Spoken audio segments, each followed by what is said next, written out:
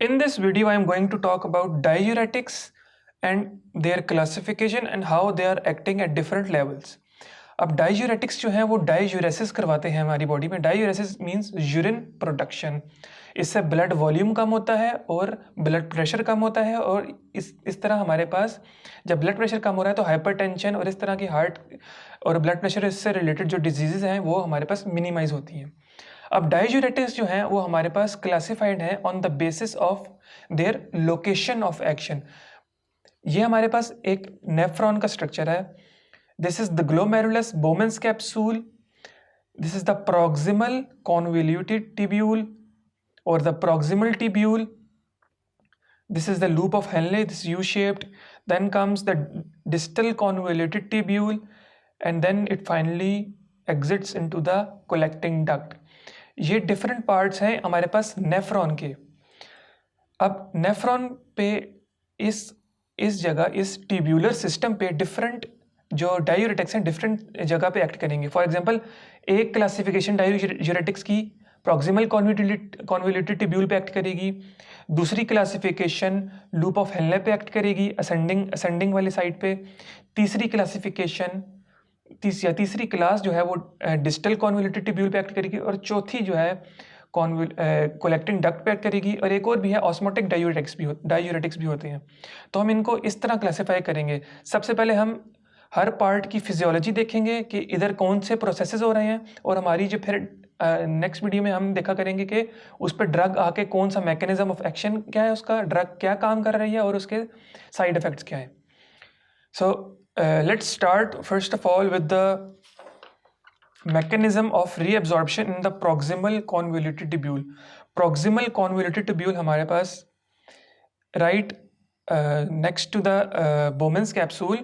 Glomerulus ये हमारे पास है, यहाँ पे ब्लड फ्लो कर रहा है. ग्लोमेरुलस से जो फिल्ट्रेट बोमेंस कैप्सूल में जाता है उसको बोमेंस फिल्ट्रेट हम कह सकते हैं. उसमें हमारे पास sodium, potassium, chloride, bicarbonate, ions और हमारे पास ऑर्गेनिक सब्सटेंसेस भी प्रेजेंट होते हैं. लेकिन organic substance for example glucose वगैरह, अमाइनो एसिड्स, लेकिन वो सारे यहाँ पे फिल्टर आउट हो जाते हैं. प्रॉक्सिमल कॉन्वोल्यूटेड टिब्यूल में ब्लड दोबारा एब्जॉर्ब कर लेता है. ब्लड की सप्लाई कहाँ पे, यहाँ पे ये ट्यूब्यूल रन कर रही है. ये जो हमारे पास इसके सराउंडिंग में पूरी की पूरी ये सप्लाई होती है, इसको हम कहते हैं पेरीट्यूबुलर सप्लाई या वाजा रेक्टा हमने पढ़ा हुआ है. वो यहाँ से सब्सटेंसेस को ब्लड में दोबारा एब्जॉर्ब करवाती है. जो सब्सटेंसेस चाहिए होते हैं वो ब्लड में चले जाते हैं, जो नहीं चाहिए होते वो यहाँ से पास करके ल्यूमेन से पास करके कोलेक्टिंग डक्ट से आगे जाके एक्सक्रीट हो जाते हैं.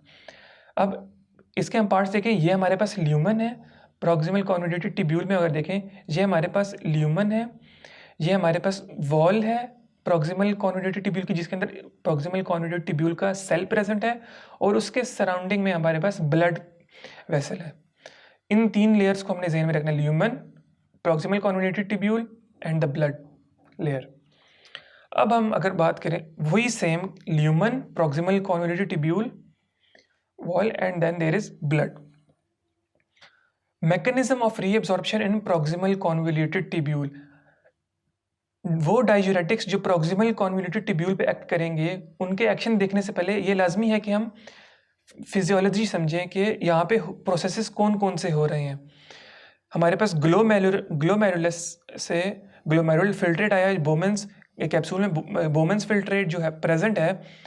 उसमें हम अगर कुछ चीज़ों को देखें, सोडियम, क्लोराइड और बाइकार्बोनेट, ये हमारे पास मोस्ट इम्पॉर्टेंट हैं जब हम blood volume, retention of sodium और ब्लड प्रेशर से रिलेटेड चीज़ों की फैक्टर्स की बात कर रहे हैं.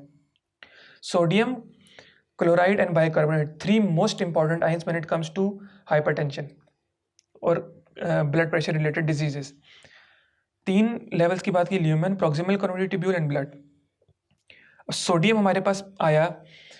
सोडियम नॉर्मली रीअब्जॉर्ब हो जाता है. नॉर्मली इनकी रीअब्जॉर्प्शन होती है ऑलमोस्ट 66%, 1/3 जो है वो एब्जॉर्ब हो जाता है इनटू द ब्लड. ल्यूमन से ब्लड में दोबारा वापस चला जाता है और फिर बॉडी में सर्कुलेट करता रहता है. तो ये सोडियम जो है इसकी यहाँ पे ल्यूमन से रीअब्जॉर्प्शन होती है through this exchanger, sodium hydrogen exchanger, sodium proton pump. ATP utilise करता है, सोडियम को इसने inside the proximal convoluted tubule उसकी वॉल के अंदर ट्रांसपोर्ट किया, और वॉल के अंदर जब आया तो वो फिर ब्लड में चला जाता है थ्रू एटीपी यूटिलाइजेशन। एक और एटीपीएस के थ्रू, एक और पंप के थ्रू वो प्रॉक्सिमल कॉन्वोल्यूटेड ट्यूब्यूल से ब्लड में चला जाता है। तो इस तरह सोडियम की रीअब्जॉर्प्शन हो गई, ये जो ल्यूमन से था, ल्यूमन से वो चला गया ब्लड में। सोडियम की रीअब्जॉर्प्शन का ये मैकेनिज्म है। कौन से दो एक्सचेंजर्स इन्वॉल्व थे? Sodium hydrogen exchanger, the brown one, sodium potassium ATPase, sodium potassium ATPase, ये इसको ब्लड में ले जाता है। ये तो सोडियम की रीअब्जॉर्प्शन होगी। अब बाइकार्बोनेट भी इसमें प्रेजेंट है। बाइकार्बोनेट हमारे पास बहुत इंपॉर्टेंट फैक्टर है यहाँ पे जो हमें स्टडी करना है।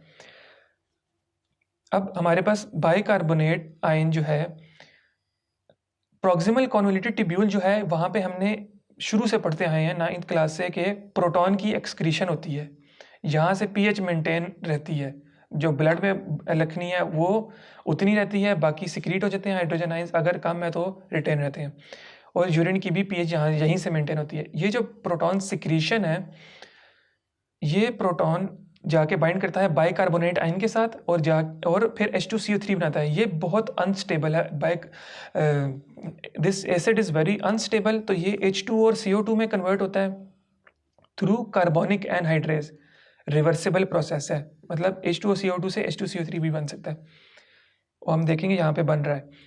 Carbonic anhydrase enzyme, very important to note, इसको हमने याद रखना है यहाँ पे कि ये बाइकार्बोनेट की फॉर्मेशन और उसकी ब्रेकडाउन में रिवर्सिबल प्रोसेस एक एंजाइम का रोल प्ले कर रहा है। प्रोटॉन एक्सक्रीशन हुई, यहाँ से हमारे पास बाइकार्बोनेट आयन जो था वो एसिड बनाया, कार्बोनिक एसिड बना, बहुत अनस्टेबल है, वो जल्दी से H2O CO2 में कन्वर्ट हो जाएगा।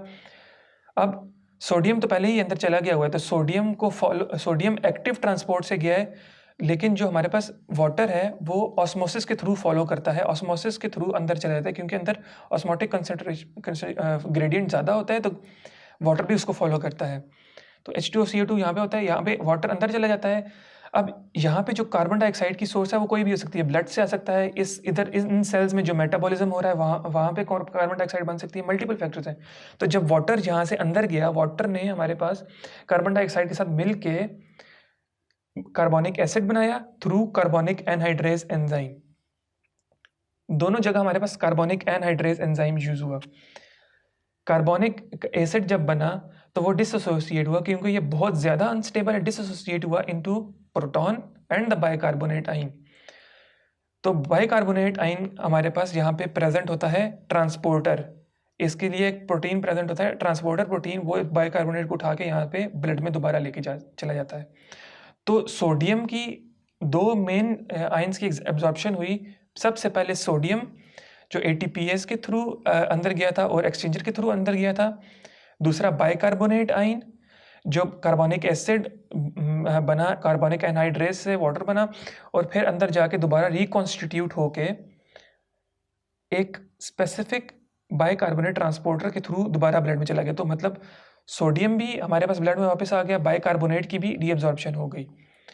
अब इन दोनों की रीअब्जॉर्प्शन हो तो गई, लेकिन ये तो नॉर्मल फिजियोलॉजिकल सर्कमस्टेंसेस में हो रही है।